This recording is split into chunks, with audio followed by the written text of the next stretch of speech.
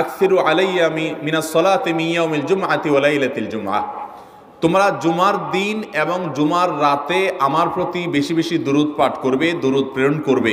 ফাইন্না সালাতাকুম মা'রুদাতুন আলাই, কারণ তোমরা যে দুরূদ পাঠ করো এটা আমার কাছে পেশ করেন আল্লাহর ফেরেশতারা, এবং রীতিমতো নামধাম সহকারে আল্লাহর একদল ফেরেশতা নিয়োজিত আছে। তারা বলেন, আল্লাহ, হে আল্লাহ রসুল, আপনার অমুক উম্মত, অমুক অনুসারী, আল্লাহর অমুক বান্দা পৃথিবীর অমুক প্রান্ত থেকে, অমুক দেশ থেকে, অমুকের সন্তান, সে আপনার প্রতি দুরূদ পেশ করেছে জুমার দিনে, জুমার রাতে বা অন্য সময়ে। এটা নবী করিম সাল্লাল্লাহু আলাইহি সাল্লামের কাছে রিপোর্ট দেওয়া হয় আল্লাহর নিযুক্ত ফেরেশতাদের মাধ্যমে।